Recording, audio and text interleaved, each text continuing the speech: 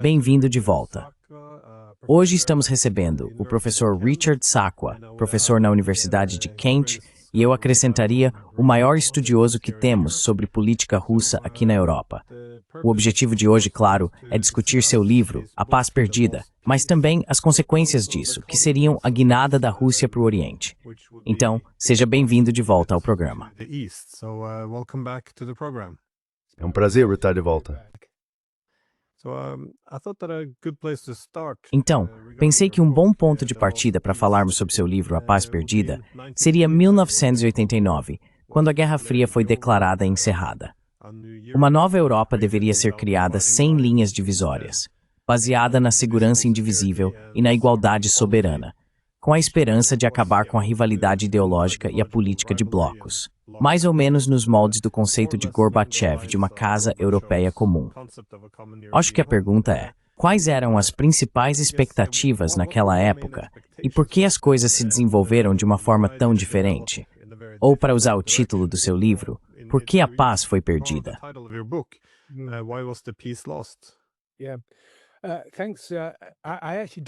Sim, obrigado. Na verdade, eu defendo que havia uma paz a ser perdida, uma paz potencial. E que tipo de paz? Bem, o verdadeiro argumento seria que deveríamos começar não tanto em 1989, mas em 1945.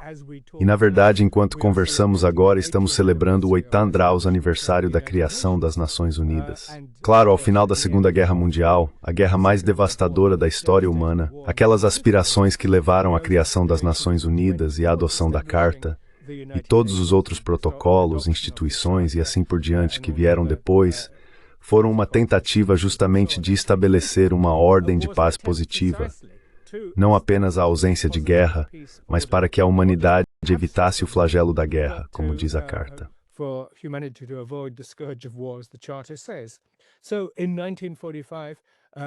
Então, em 1945, as grandes potências, e de fato outras potências, China, Índia, que foi membro fundador, mesmo não sendo independente em 1945, e assim por diante, se reuniram. Mas para entender o aspecto mais profundo da sua pergunta, deixe-me apenas sugerir o que estava acontecendo em 1945 e por que o sistema internacional da Carta, como eu o chamo, durou 80 anos, embora algumas pessoas digam que ele está por um fio agora. Podemos talvez falar sobre as Nações Unidas em um minuto, sobre onde elas estão após 80 anos. Mas de qualquer forma, em 1945, duas coisas se uniram para estabelecer esse sistema internacional da Carta. A primeira foi a ideia de que as grandes potências teriam um lugar especial. A Liga das Nações fracassou porque não tinha esse equivalente a um Conselho de Segurança.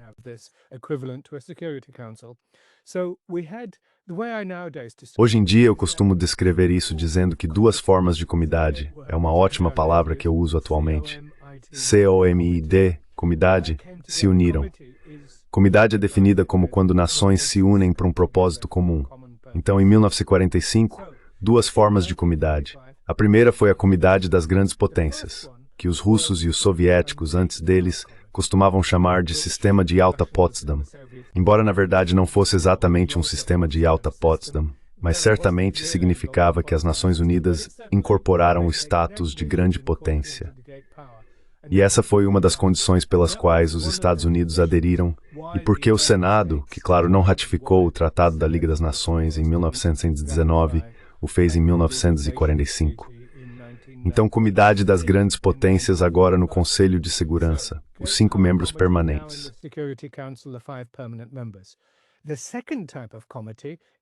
O segundo tipo de comidade é a comidade federativa. Hoje existem 193 estados soberanos iguais na Assembleia Geral das Nações Unidas. Neste momento, ela está reunida para sua 80ª sessão, celebrando o 80º aniversário. Federativa, ou se preferir, não vou chamar de comidade democrática, que significa que todos os estados têm soberania igual e coisas do tipo. Portanto, esse é um sistema de carta, e ele sobreviveu por causa dessa combinação das aspirações de igualdade de todos os Estados-nação e da política das grandes potências. Bem, voltando a 1989, quando Gorbachev, Mikhail Sergeyevich, colocou fim à Guerra Fria com a União Soviética à frente, Não foi uma capitulação ao Ocidente, o Ocidente político, como eu chamo, o Ocidente coletivo, como os russos chamam.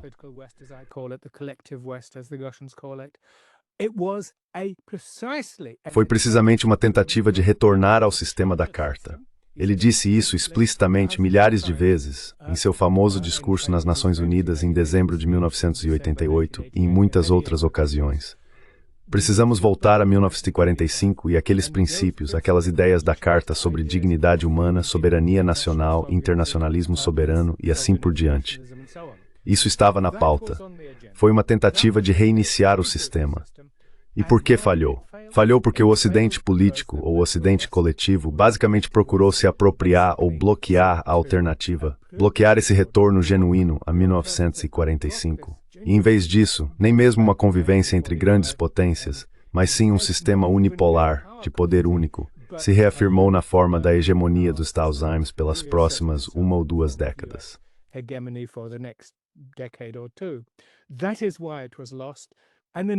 É por isso que foi perdido. E então o epifenômeno disso, claro, foi a ampliação da OTAN e o colapso completo da Ordem de Segurança Europeia. A ideia era que esse sistema pós-Guerra Fria seria simplesmente a expansão do Ocidente político, reivindicando ser universal, algo que obviamente Rússia, China e alguns outros estados nunca poderiam aceitar. E é por isso que, de certa forma, pode-se dizer que a Guerra Fria nunca terminou, ela apenas assumiu novas formas, e claro, hoje, formas cenaramente persuasivas.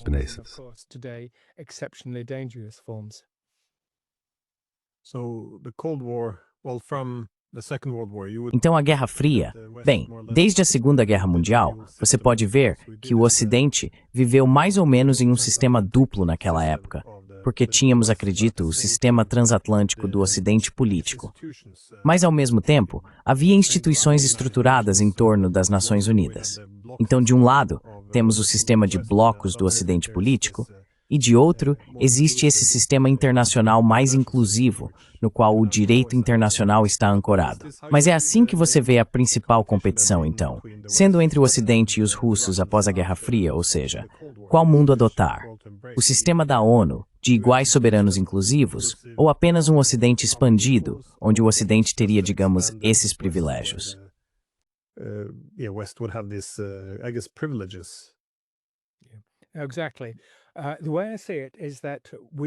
Exatamente. Do jeito que vejo, desde 1945 vivemos, nem mesmo no mais alto nível, mas em domínios dos assuntos internacionais, em um sistema internacional, a Carta, que é a única fonte, aliás, como você disse, do direito internacional, do verdadeiro direito internacional humanitário, e de fato a única autoridade legítima para coisas como sanções universais e assim por diante. Mas dentro desse sistema internacional, tivemos e temos visões de ordens mundiais globais em disputa. Tivemos o bloco soviético, como você disse, o bloco soviético liderado pela Rússia. E do outro lado tínhamos esse Ocidente coletivo, o sistema de poder atlântico, o Ocidente político. Após 1989, um bloco, o Pacto de Varsóvia, se dissolveu. Mas naquele momento, esse Ocidente político se radicalizou, passou a se declarar universal.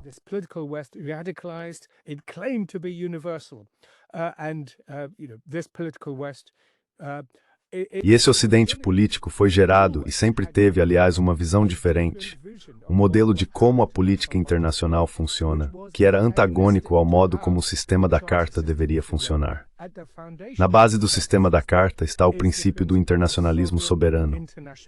E é por isso que pessoas como John Eikenberry e outros, grandes defensores da chamada ordem internacional liberal, estão enganados ao dizer que hoje estamos voltando à Westfália.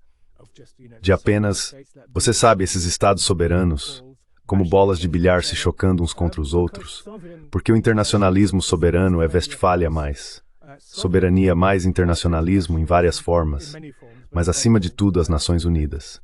Enquanto a ideologia desse sistema atlântico do Ocidente político foi e sempre é o globalismo liberal. John Mearsheimer chama isso de hegemonia liberal após 1989, mas é globalismo liberal.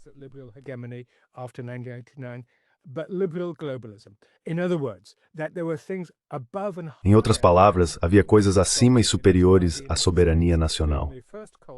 É por isso que os Estados Unidos, durante a Primeira Guerra Fria, intervieram 55 vezes com vários tipos de golpes ou intervenções, mesmo quando poderes democraticamente eleitos, por exemplo, o Chile em 1973, estavam envolvidos.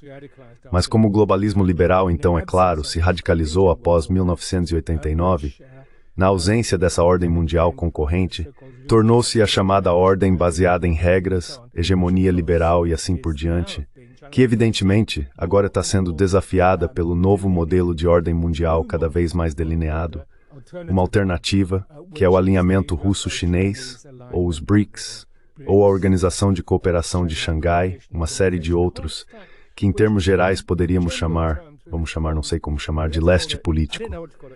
Mas é importante ressaltar que esse leste político, assim como Gorbachev, não é anti-ocidental.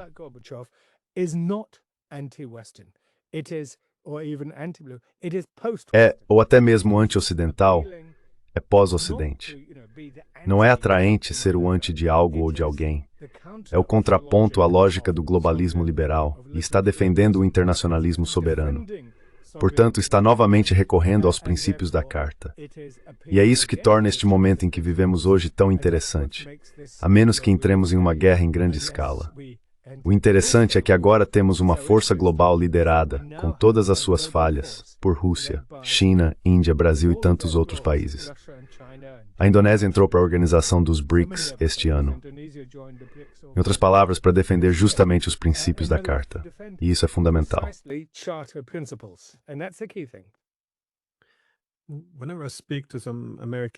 Sempre que converso com alguns funcionários americanos que tiveram um papel na construção da arquitetura de segurança europeia do pós-Guerra Fria, eles sempre ressaltam, assim como John Mearsheimer, que a principal ideia era que isso seria uma força para o bem. Novamente, que as boas intenções eram essencialmente genuínas, a ideia de que poderiam recriar o mundo à sua imagem. Uma ordem organizada em torno da hegemonia dos Estados Unidos e dos valores da democracia liberal deveria ser algo que não era direcionado contra ninguém. Era para ser uma força para o bem, algo do qual todos se beneficiariam. Claro, pode-se argumentar que isso acabou se fundindo com todo o projeto neoconservador de paz através da dominação.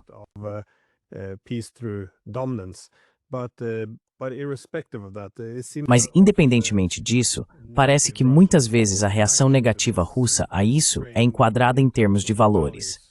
Então, se seguimos esse sistema internacional baseado na hegemonia liberal, o argumento é que os russos tinham medo da democracia. Eles não gostavam de ver a democracia, porque, você sabe, são inerentemente autoritários. Nesse tipo de linha, geralmente com a intenção de demonizar os russos. Mas os russos sempre focaram no aspecto hegemônico, que eles não gostavam da desigualdade soberana, da ideia de que todas as decisões seriam simplesmente tomadas em Washington e o resto do mundo que se ajustar.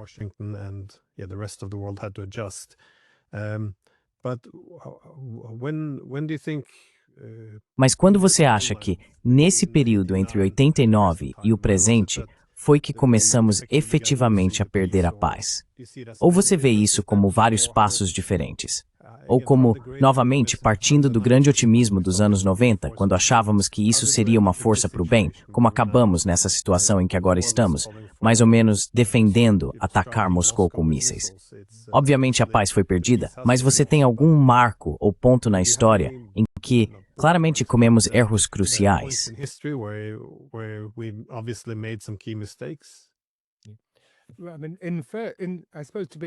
Suponho que, para ser absolutamente preciso, nunca conseguimos a paz que queríamos. Então, quando dizemos que foi uma paz perdida, na verdade nunca a tivemos. Mas a paz que foi perdida era a paz positiva, em oposição à paz negativa da Guerra Fria. Mas sim, existe uma linha do tempo muito clara. Mas, voltando ao seu ponto anterior, antes de chegar a isso, só para dizer que, de fato, após 1945, os Estados Unidos, o ocidente político liderado pelos Estados Unidos, certamente tinha essa dupla face. E a maneira como eu descreveria isso hoje, não só eu, imagino, seria dizer que essas duas faces eram império e comunidade.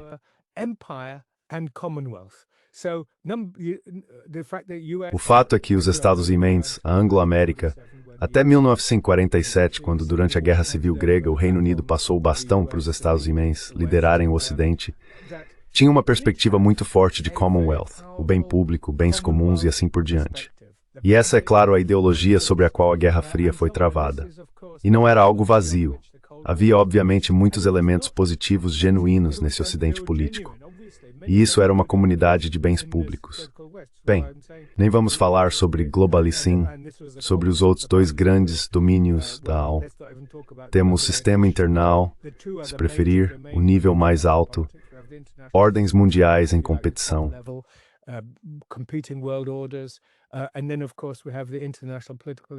E então, é claro, temos o nível da economia política internacional. E nesse nível, os Estados Unidos forneceram muitos bens públicos e estabeleceram uma estrutura para o comércio mundial e o desenvolvimento econômico global, algo sem precedentes na história da humanidade.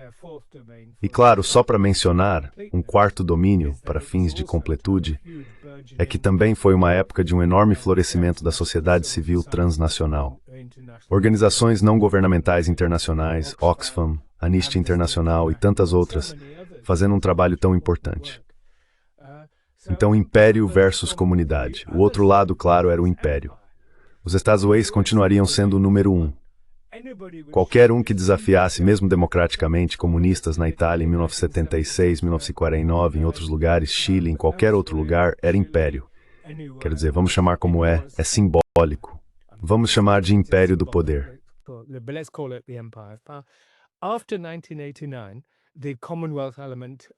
Após 1989, o elemento da Commonwealth iria continuar, claramente, mas se radicalizou de várias maneiras. A linha do tempo naquele momento era que os 40 anos após 1945 foram dominados pela disputa com a União Soviética, o que forçou as potências ocidentais a adotar o keynesianismo e estabelecer estados de bem-estar social. Claro, isso começou antes da guerra com o New Deal nos Estados Unidos e com a social-democracia sueca. Bem, escandinava antes da guerra, mas depois se tornou o modo geral. Reino Unido, França, Itália e assim por diante, Alemanha. Então, por 40 anos eles estavam construindo isso. Estavam modificando, suavizando, enfraquecendo o capitalismo selvagem. Mas então, depois de 1985, o desafio socialista já começava a enfraquecer não apenas a União Soviética em sua forma geopolítica, mas internamente também. Not just the Soviet Union in its geopolitical form, but internally, and we've spent the last 40 years E passamos os últimos 40 anos desmontando o controle do capitalismo sob o pretexto do neoliberalismo e, claro, na política externa, uma visão neoconservadora radicalizada de dominação e hegemonia permanente dos Estados Unidos. Portanto, o ponto de virada está dentro desse arcabouço intelectual. Os anos 1990, é claro, testemunharam uma forma radical de liberalismo de mercado livre na Rússia e nos estados pós-comunistas. E, naturalmente, isso gerou conflitos dentro do Ocidente político, dentro das sociedades do Ocidente político, que agora estão abrindo uma nova fase do que são chamados de desafios populistas de esquerda e direita, e assim por diante.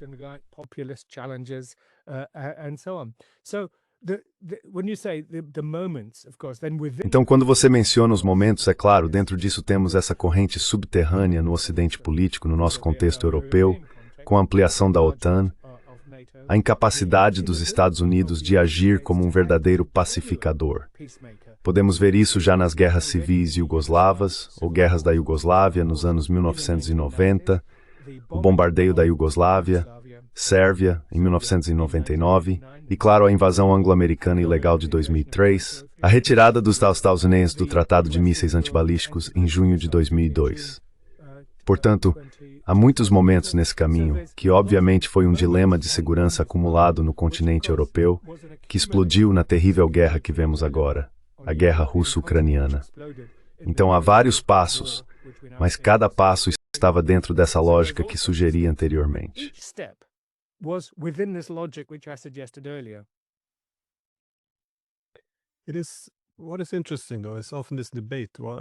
O que é interessante, porém, é que muitas vezes nesse debate tenho a impressão de que há muitas semelhanças com o século XIX. Naquela época, entre os liberais britânicos, havia quem defendesse e quem se opusesse ao conceito de império liberal. Alguns liberais argumentavam que um império contradizia a ideia de liberalismo, ou seja, a autodeterminação de um povo, enquanto outros, e você pode colocar John Stuart Mill nessa categoria, defendiam que o império era necessário para promover a causa do liberalismo. Então, novamente, o liberalismo contradiz o conceito de império. Havia uma disputa sobre isso. Mas é claro, após a crise econômica de 1873, viu-se que todo o conceito de império, abandonou em grande parte o pretexto de promover o liberalismo.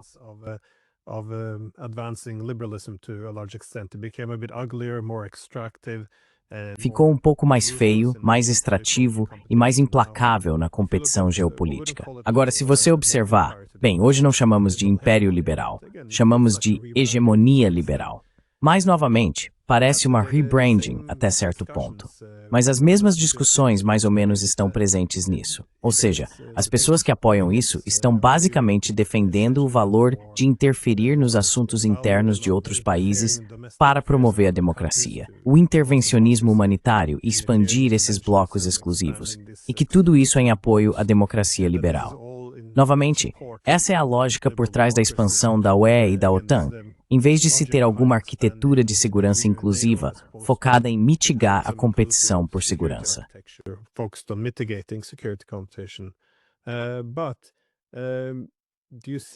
Mas você não acha que isso está começando a desmoronar um pouco, como no final do século XIX, essa pretensão de servir a objetivos mais elevados?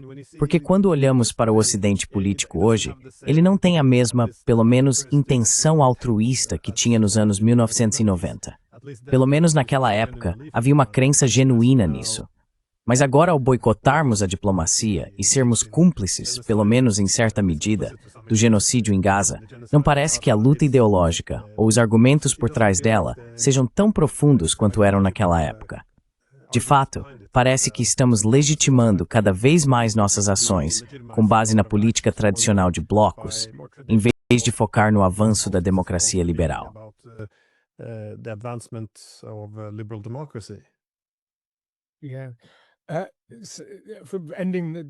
Sim, para finalizar, os padrões duplos estão incorporados em um sistema que possui esses dois sistemas logicamente operativos: império e bem comum, ou interesse público.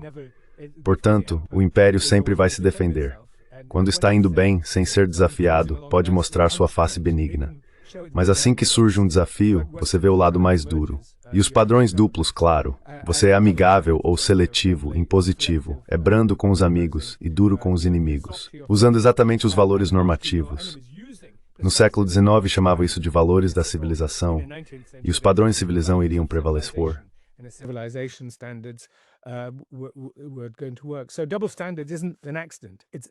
Então a existência de dois pesos e duas medidas não é um acidente. Ela é absolutamente inerente ao que está acontecendo.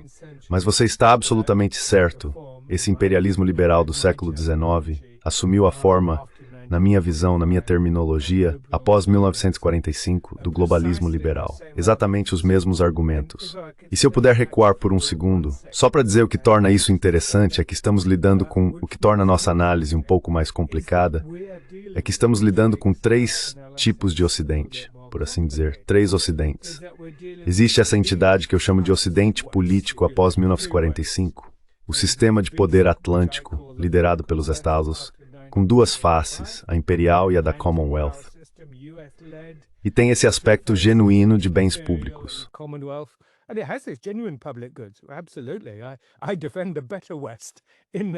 Com certeza. Eu defendo o melhor do Ocidente nesse sentido, é claro. Os direitos humanos, as liberdades, os padrões clássicos da alta modernidade e assim por diante. Esse Ocidente político. Depois você tem o segundo Ocidente.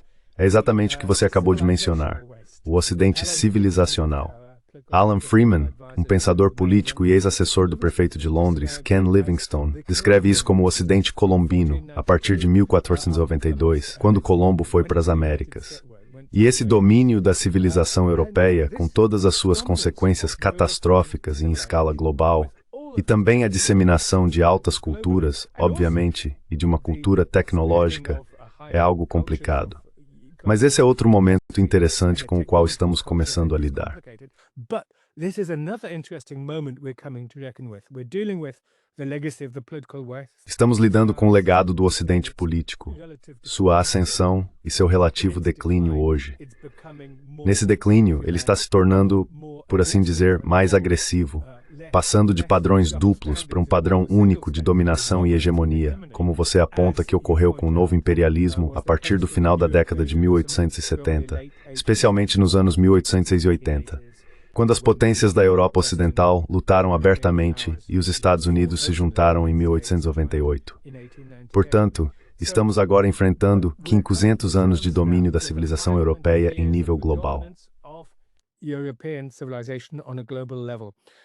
As we know, one of our colleagues, Sergei Karaganov, Como sabemos, um de nossos colegas, Sergei Karaganov, na Rússia, tem escrito muito sobre isso, um dos líderes e organizadores do Clube Valdai, que vem argumentando que a dominação do Ocidente, às vezes usando 500 anos, às vezes 300 anos, está chegando ao fim. Então temos a dupla crise do Ocidente político após 1945 e do Ocidente civilizacional. O resto do mundo também está assimilando isso. Vimos isso de forma espetacular na reaproximação entre Rússia, China e Índia de mãos dadas em Pequim, em Tianjin, na cúpula do BRICS, ou melhor, na cúpula da Organização de Cooperação de Xangai, no último dia de agosto e no primeiro dia de setembro deste ano. Posso dizer uma coisa? Existe um terceiro Ocidente. Can I just say this? There is the third West. This is the cultural West. Esse é o Ocidente cultural. Esse é aquele, você sabe, que remonta à cultura greco-romana e babilônica. Esse é o que tem o judaico-cristianismo em seu núcleo. E nesse Ocidente cultural, a Rússia, por exemplo, é um membro fundador, é uma parte intrínseca dele. Além disso, esse Ocidente cultural sempre foi aberto. Mencionei a Babilônia, a Pérsia, as civilizações do Indo e a chinesa. Então há uma série de livros publicados recentemente em inglês sobre o Ocidente. E isso é interessante porque eles estão justamente perguntando: o que é essa criatura, esse Ocidente de que estamos falando? Claramente, essa enxurrada de livros agora é uma tentativa de compreender essa história de 2.500, 3.000 anos. Well, 2,500 year, 3,000 year history. When I mentioned this, they're Chinese. Oh, they say it's still relatively. Quando mencionei isso, eles são chineses. Então é por isso que ainda é relativamente novo, porque eles têm uma história de formação cultural de 5.000 anos, de certa forma. Mas sim, então, novamente há muitas coisas se juntando nesse momento, o que torna tudo muito empolgante intelectualmente. Se ao menos conseguirmos compreender conceitualmente essas múltiplas camadas e múltiplos, é fácil usar a palavra crise, mas certamente você sabe, a palavra grega, crise, significa um momento de reflexão na vida da comunidade, e é isso que estamos fazendo, refletindo. E é fascinante fazer isso, embora com aqueles enormes perigos que já identificamos.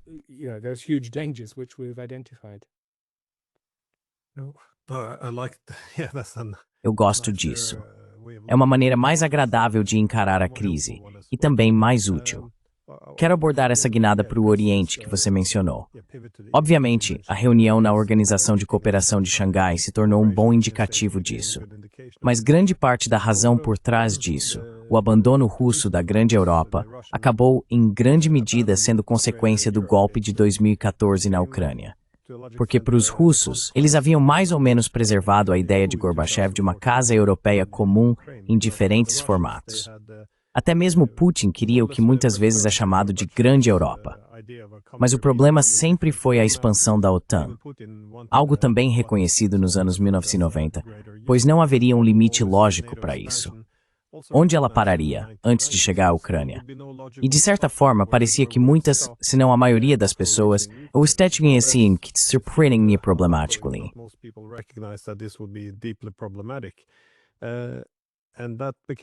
E isso se tornou o ano muito importante de 2014, quando o governo na Ucrânia foi derrubado com o apoio do Ocidente.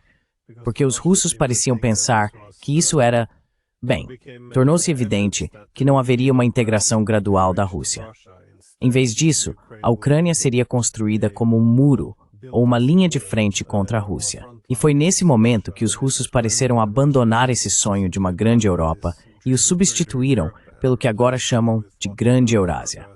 Agora, concordo com você. Não acho que esse conceito de Grande Eurásia seja voltado contra o Ocidente como um novo bloco nos moldes da Guerra Fria. Mas sim, acredito que se trata simplesmente de criar um mundo pós-Ocidente, onde o Ocidente não é contra o Ocidente, mas não é tão ocidentalizado quanto era no passado.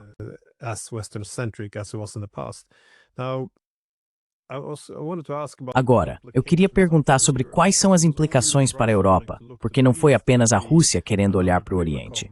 Pode ser outro momento, Primakov.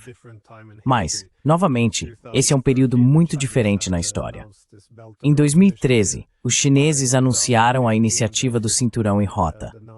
Em 2015, eles anunciaram seu objetivo de assumir a liderança em tecnologia-chave com a iniciativa Made in China 2025. Em 2015, eles também lançaram o Banco Asiático de Investimento em Infraestrutura, que se tornou um dos muitos esforços para reivindicar um papel maior na formação das finanças internacionais. Então, em 2014, os russos perderam toda a esperança em um futuro comum na Europa. E, ao mesmo tempo, a China começou a criar algumas alternativas econômicas ao sistema econômico internacional centrado nos Estados Unidos.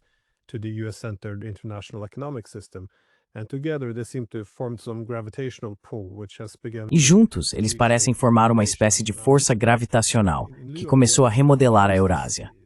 Diante de tudo isso, como isso está afetando a Europa? Porque toda a decisão de não criar um sistema inclusivo com os russos foi baseada na hegemonia liberal, mas a hegemonia já não é mais uma opção. Então, como isso inevitavelmente cria uma nova Guerra Fria? Ou como você avalia, eu diria, a posição da Europa nessa grande Eurásia? Há um ano, perguntei ao Putin sobre isso na reunião de discussão de Valdai, e ainda estou procurando boas respostas. Qual poderia ser uma forma de harmonizar as iniciativas sem entrar em conflito direto?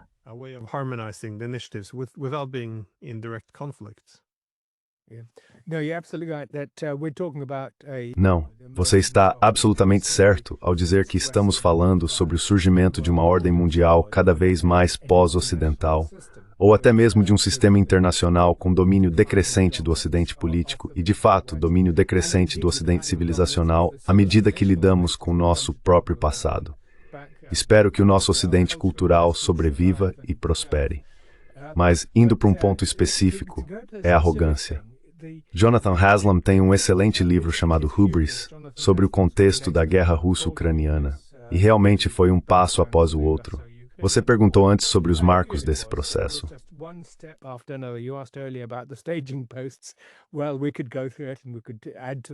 Bem, poderíamos analisar isso e poderíamos acrescentar a essa lista uma série de coisas, incluindo as tentativas de construir um sistema antimísseis balísticos no leste europeu, agora com 2 locais na Polônia e na Romênia, e assim por diante, a intervenção na Líbia. Mas posso dizer em relação a tudo isso, essa ideia de uma Europa maior, até mesmo Zbigniew Brzezinski, o grande apaixonado e ardente entusiasta da ampliação da OTAN, em seu livro de 1997, muito citado, erroneamente, mas o grande tabuleiro de xadrez, ele queria a ampliação da OTAN, mas ele disse em algum momento, não me lembro o número da página, ele realmente disse, claro, isso só pode acontecer dentro do contexto de uma estrutura de segurança pan-europeia maior com a Rússia.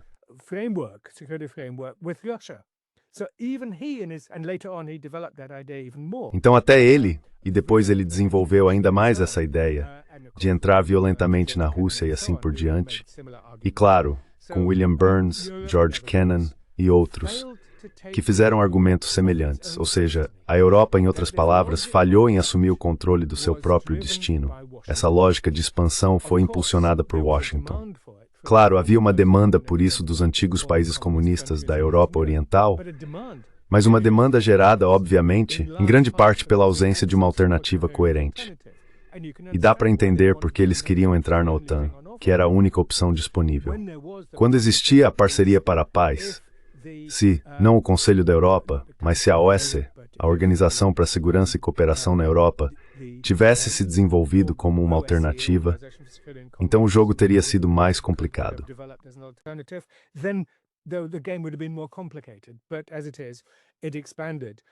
Mas como foi, ela se expandiu. E claro, isso gerou, como você disse, tensões intermináveis, conflitos intermináveis, e acabou onde estamos agora.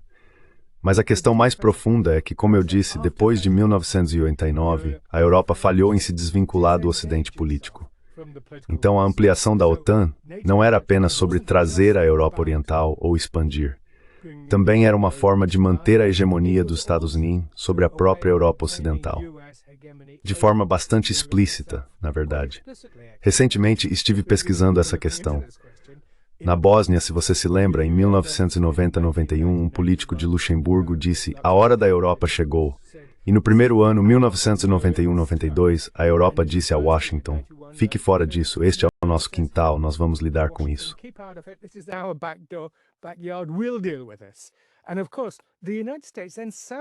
E claro, os Estados Unidos então sabotaram. Bem, o reconhecimento prematuro da Croácia pela Alemanha também não ajudou.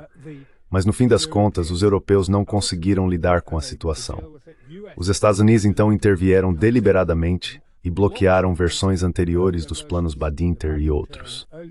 Enfim, poderíamos entrar em todos esses detalhes. Mas o ponto principal é que depois de 1989 não se tratava apenas da ampliação da OTAN. O simples fato de a OTAN continuar existindo era uma forma de garantir que os Estados Unidos mantivessem os Estados europeus como subalternos ou estados vassalos, como alguns chamam, e assim por diante.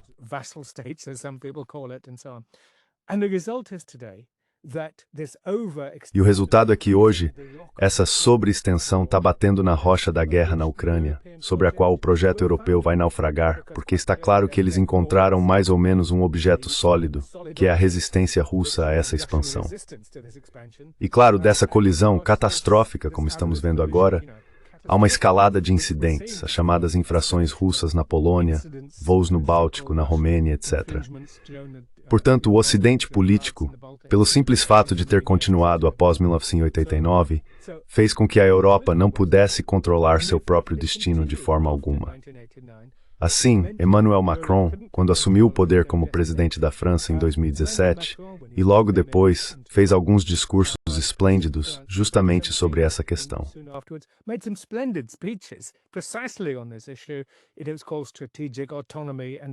Chamava-se autonomia estratégica e tudo mais. Falhou. Então, o que temos hoje? Como resultado da guerra russo-ucraniana, temos a otanização da União Europeia. Como eu disse, não se tratava apenas de expansão.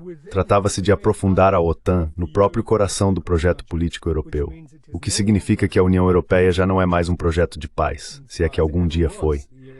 Tornou-se um projeto de guerra, como vimos agora, com resultados catastróficos. E claro, há enormes dificuldades econômicas. Os custos de energia estão 3 vezes altos que antes da guerra, porque o russo não está disponível. E está pior.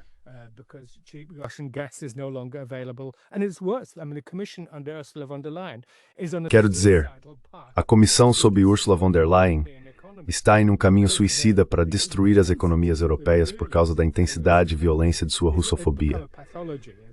Isso se tornou uma patologia, como sabemos, com Kaja Kallas como comissária de Relações Exteriores, Kubilius no setor militar, Friedrich Merz na Alemanha, que é novamente algo bastante surpreendente.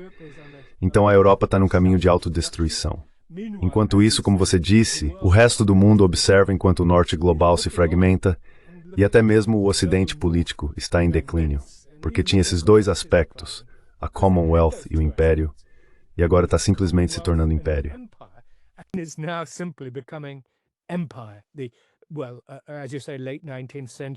Bem, como você disse, no final do século XIX, quando se desfaz das ilusões, às vezes eu descrevo assim, a cortina se abriu porque o sistema de poder por trás de todas essas belas palavras estava, você sabe, oculto por um véu. E agora esse véu caiu. E podemos ver uma América trumpista, uma Grã-Bretanha starmerista, uma Alemanha merziana, uma França macronista. Estes são apenas estados que estão se militarizando de forma virulenta e que, exceto Trump, nem sequer consideram o conceito de paz, negociação e diplomacia para acabar com a terrível guerra em nosso continente. De qualquer forma, em meio a tudo isso, temos de fato o surgimento de uma alternativa, uma Europa maior. Mas como você disse, o que é esse grande projeto euroasiático? Onde ele começa?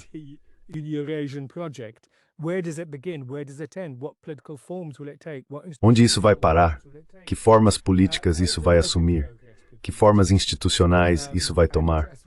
É algo em desenvolvimento, como as pessoas diriam. E é por isso que eu disse devemos chamar de Eurásia do Norte, porque, obviamente, são os estados do norte da Eurásia, China, Rússia. Devemos chamar de leste global, claro, aliado ao sul global, com muitos países equilibrando, aderindo, e todos aqueles debates clássicos sobre isso. Mas, de certa forma, estamos de volta ao conflito entre grandes potências. E, de fato, estamos de volta ao momento do final do século XIX. E sabemos como isso a Primeira Guerra Mundial.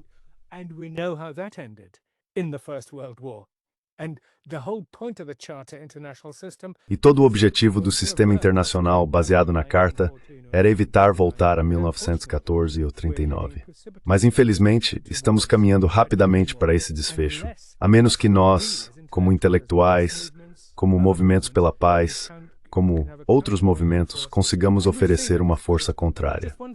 E vemos isso, suponho. Só um ponto final, Seb, em sintonia com o que você disse. Como você disse, não é anti-Ocidente.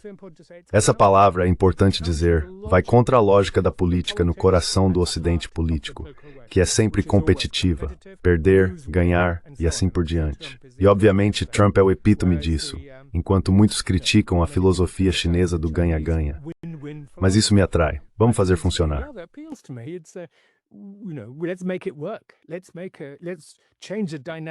Vamos mudar a dinâmica da política internacional. E é tão catastrófico, enfrentando, você sabe, temos tantos avanços tecnológicos empolgantes. Estou bastante animado com os pequenos reatores modulares. Eles poderiam desenvolver partes da Ásia, partes da África, o Ártico, lugares onde é difícil obter eletricidade. Sabe, podemos melhorar tudo. A humanidade pode fazer tanto. E em vez disso, se me permite dizer, aquelas elites políticas retrógradas em Washington, Bruxelas, Varsóvia, Londres, Berlim, e a lista é ainda maior do que isso, estão tentando encenar uma forma de política anacrônica e arcaica, que em 1945, por um breve momento, e em 1989, por um segundo momento, realmente achamos que poderíamos transcender.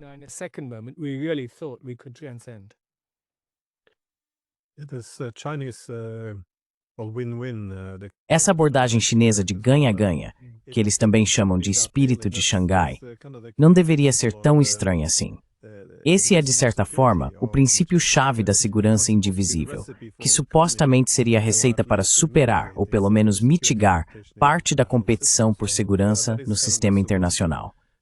Então, essa é a solução que deveríamos estar buscando. Só parece que no Ocidente temos alguma dificuldade em nos ajustar ao momento pós-hegemônico, porque este é o fim de uma era de 500 anos. Não ouço discussões suficientes sobre como é possível, para nós, enquanto Ocidente político, harmonizarmos nossos interesses com outras grandes potências que não são ocidentais.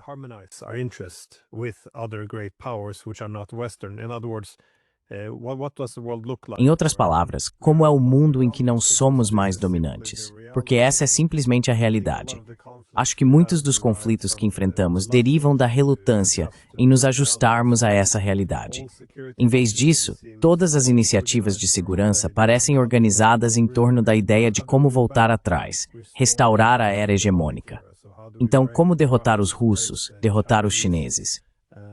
Só queria comentar sobre a questão do Macron, porque o que é fascinante nele é que ele realmente alertou, anos atrás, que nós, europeus, não deveríamos nos tornar vassalos dos Estados Unidos. E ele também reconheceu que os europeus precisavam encontrar um papel para a Rússia na Europa, que não poderíamos simplesmente criar uma Europa sem os russos.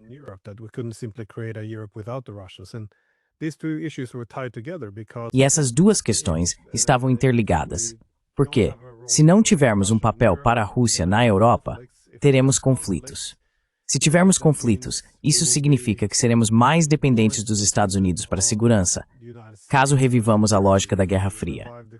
E em tal situação, todo esse objetivo de criar uma posição independente para a Europa, autônoma em relação aos Estados Unidos, seria prejudicado. Porque o que mudou no início dos anos 90 foi que não havia essa dependência excessiva da Europa em relação à segurança dos Estados-membros, que os americanos poderiam então usar para extrair concessões políticas e econômicas dos europeus.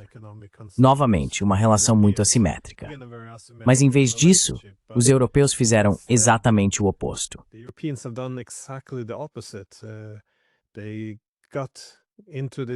Eles se envolveram nessa guerra na Ucrânia, nesse conflito com a Rússia, e como resultado, algo muito previsível aconteceu. Os europeus foram cortados da Rússia, em parte por suas próprias ações. Claro, a destruição do Nord Stream ajudou a romper os laços econômicos, mas eles também aderiram às sanções automáticas contra o Irã, cortando relações ali também. E agora, com a China, estão sendo pressionados pelos americanos a impor mais sanções, cortando laços lá também. Até a Índia está sendo pressionada e alienada.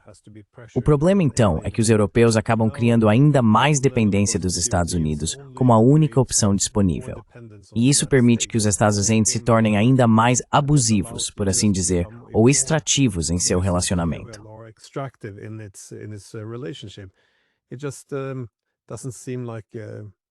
Simplesmente, não parece que o Ocidente político possa durar muito mais tempo em uma parceria tão desigual entre um mestre e um escravo. Certamente não é mais uma relação de igualdade. E mesmo assim, os europeus não parecem abordar esse problema. Em vez disso, eles apenas parecem incentivar mais conflito com a Rússia e buscar um envolvimento ainda maior dos Estados Unidos. Não sei como você vê isso. Quero dizer, eu também gostaria de ver a preservação do Ocidente cultural, e fico um pouco preocupado quando ouço na Rússia que eles desistiram completamente do Ocidente. Eu gostaria de ver alguns esforços para reviver alguns laços com o Ocidente cultural, mesmo que no momento eles pareçam já ter tido o suficiente da Europa, pelo menos na retórica.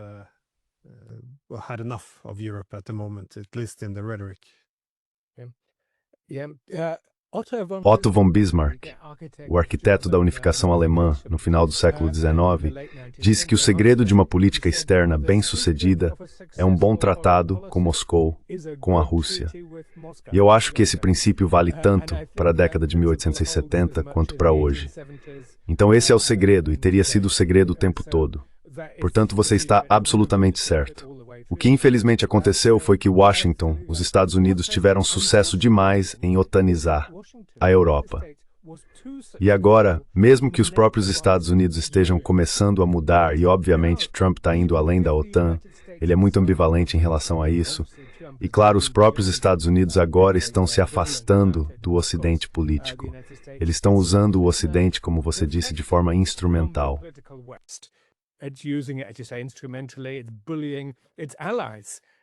Está intimidando seus aliados, tanto quanto seus supostos adversários e opositores. Portanto, é um poder fraco. E o Ocidente parece estar aceitando isso e está disposto a sacrificar boas relações com a Índia e a China. No momento, há um debate em andamento sobre isso, na busca de políticas, novamente, geradas pelas preocupações de Washington. Então, o Ocidente político, e, sabe, a maneira como vejo esse fenômeno trumpista, que, claro, se cruza com todas essas questões, é que o próprio Trump é interessante, porque o primeiro, quer dizer, a maneira como vejo é que Trump basicamente está liderando 4 deserções, desertando, saindo. A primeira delas, ele está deixando o Ocidente político.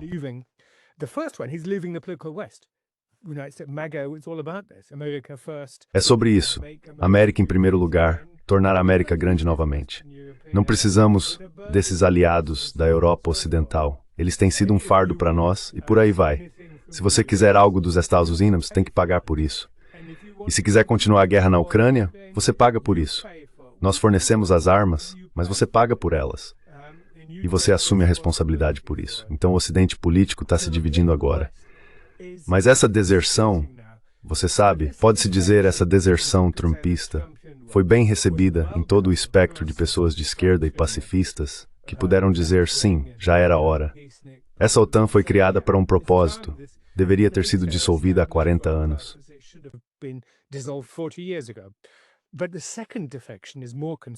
Mas a segunda deserção é mais preocupante para os Estados Unidos, porque também está se afastando do sistema internacional, da Carta das Nações Unidas. Como sabemos, os Estados Unidos não estão pagando, e não o fazem há muitos anos, inclusive sob o governo Biden, sua parte integral dos custos das Nações Unidas. Na verdade, este ano pagaram apenas 1/3 de suas contribuições. Aliás, a China também não está em dia com o pagamento de sua contribuição para as Nações Unidas.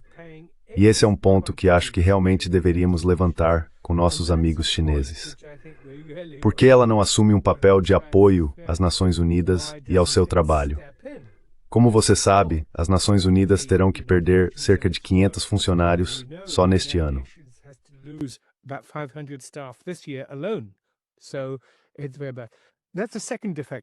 Então isso é muito ruim, essa é a segunda deserção, claro.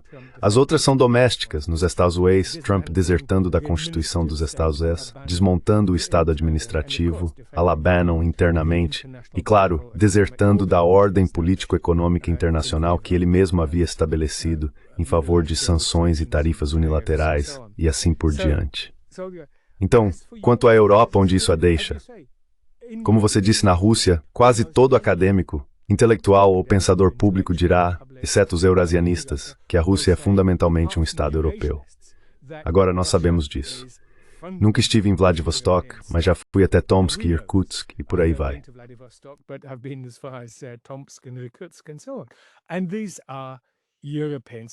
E essas são sociedades europeias, totalmente europeias. E de muitas maneiras o melhor da Europa ainda continua. A tradição social-democrata, o estado de bem-estar social e assim por diante. Benefícios públicos. Claro, é relativamente subdesenvolvido. Bem, não é tão rico, então não se desenvolveu como poderia. Então você está absolutamente certo. A Rússia não está deixando a Europa. Ela vai continuar lá e não vai ser movida para o Oceano Pacífico. Assim como o Reino Unido, que obviamente por muitos anos quis ser rebocado para o meio do Atlântico, para que não tivéssemos aqueles europeus incômodos nos importunando por tanto tempo.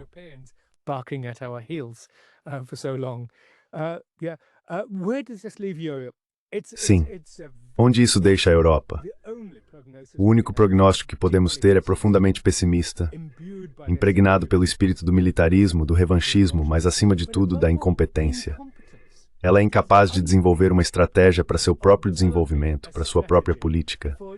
É movida por essa russofobia virulenta, tão intensa, tão poderosa, que se pode argumentar, em outras palavras, que a cultura política europeia se tornou completamente ucranizada. E com isso quero dizer que a guerra na Ucrânia, é claro, é em parte uma guerra civil dentro da própria Ucrânia.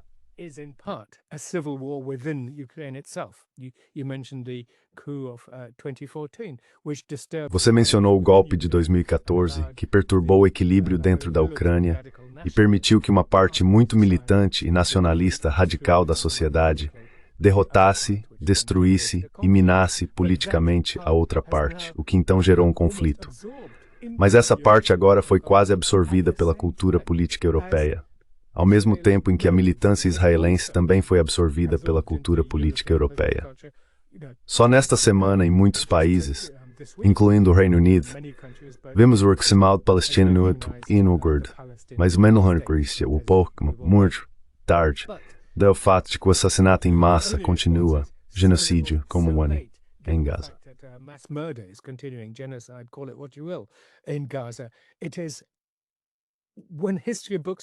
Quando os livros de história forem escritos, este será o apogeu, a culminação da falência intelectual e estratégica das nossas elites da Europa Ocidental, que não fomos capazes de nos posicionar.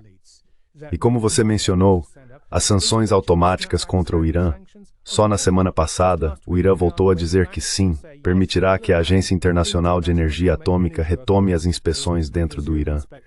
Ainda assim, essas potências europeias, você pensa que nossa elite enlouqueceu de certa forma. Onde está a lógica nisso? Onde está a humanidade nisso? 90 milhões de pessoas no Irã sofrendo, quase 150 milhões na Rússia. Não há limite? E, infelizmente, parece realmente não haver limite para a falência intelectual e estratégica deles e, claro, para a corrupção política.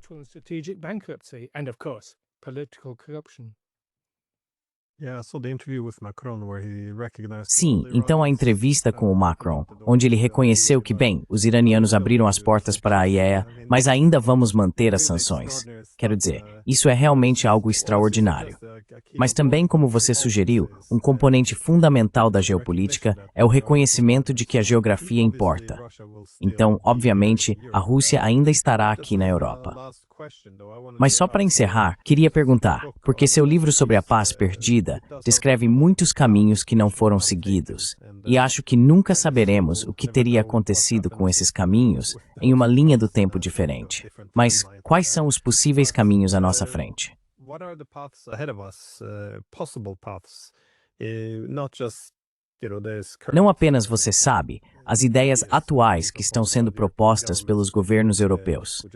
Acabamos de ver o presidente da República Tcheca sugerindo que deveríamos começar a abater aviões russos. Outra ideia horrível que nos leva em direção à Terceira Guerra Mundial. Mas quais são outros caminhos possíveis em termos de organização da segurança europeia? Porque, obviamente, os russos fizeram uma guinada mais ou menos permanente para a Ásia. Mas mesmo nesse conceito de uma grande Eurásia, a Europa ainda é considerada parte disso. Não teremos as possibilidades que existiam nos anos 1990, mas quais são as possibilidades agora em termos de como a Europa poderia organizar suas relações com a Rússia? Europe could organize relations with Russia because it is. Porque eu sei que os europeus não gostam de ouvir isso com frequência, ou pelo menos os líderes europeus, mas a Rússia é o maior país da Europa, em termos de território, população, força militar e também economia. Atualmente, eles são a quarta maior economia em termos de paridade de poder de compra, e isso no meio de uma guerra. Isso só tende a crescer. Então, toda a ideia que os líderes europeus costumavam reconhecer de que criar uma Europa sem a Rússia provavelmente se tornaria uma Europa contra a Rússia se concretizou, como era previsível. Mas quais são os outros caminhos, então? Como podemos organizar a segurança europeia? Não apenas, fazendo favores para a Rússia, mas para nós mesmos, porque essa Europa claramente não está indo nada bem.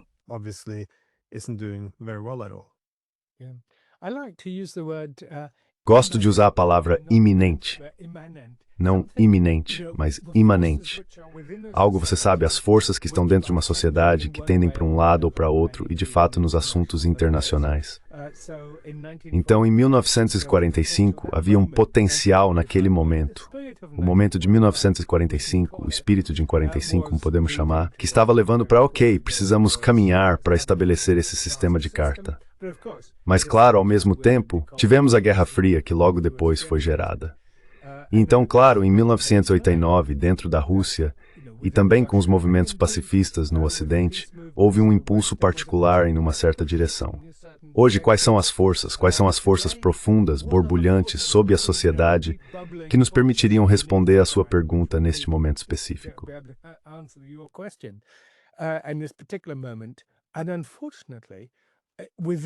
E, infelizmente, dentro do Ocidente político, esse Ocidente sobre o qual falamos, tudo é profundamente negativo. Então diríamos, onde estão os movimentos pela paz? Onde eles estão? Existem movimentos pela paz? Há muitos. Tenho conversado com muitas dessas pessoas maravilhosas e existem forças contrárias e indivíduos corajosos. Nos Estados Unidos temos o Quincy Institute for Responsible Statecraft e muitos outros que estão fazendo um bom trabalho. No Reino Unido, infelizmente, há quase uma falência intelectual e institucional completa no que diz respeito a pensar em formas alternativas. Infelizmente, alguns argumentam que é preciso uma guerra para que o sistema internacional, naquele momento, mude e para que as forças imanentes surjam.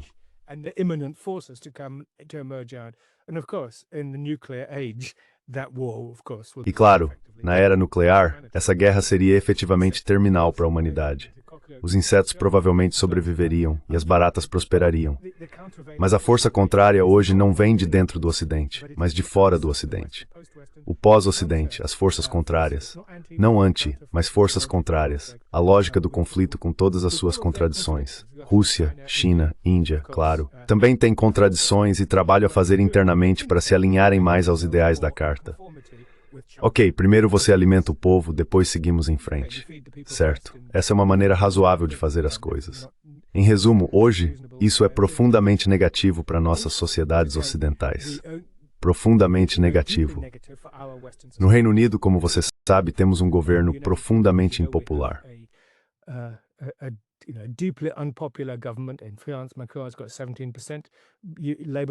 Na França, Macron tem 17%. o Partido Trabalhista, 20%. Quero dizer, é simplesmente incrível como a elite política, a tentativa de estabelecer uma alternativa liderada por Corbyn e Zara Sultan no Reino Unido chamada Your Party, se dividiu muito rapidamente. Não sei quando isso vai se recuperar. E as ideias e o entusiasmo estão na direita. Vimos isso nos Estados Unidos com Charlie Kirk, vemos isso na França com o Rassemblement National. E isso, claro, pode estabilizar a situação, mas não oferece soluções. Então acho que o único prognóstico é: não existe um sistema internacional e não há alternativa ao sistema internacional da Carta, por pior que funcione. Reforma das Nações Unidas, fazer o sistema das Nações Unidas funcionar e cumprir aqueles princípios de 1945.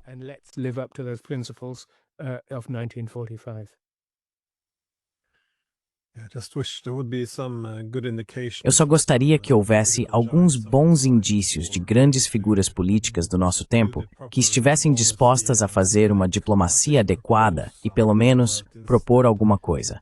Mas, em vez disso, temos líderes sem nada, e vemos que eles estão se isolando, assim como seus países, no cenário internacional. Eles estão se envolvendo cada vez mais em várias guerras, supervisionando esse declínio econômico e, como consequência disso, enfrentando agora uma crise de legitimidade política.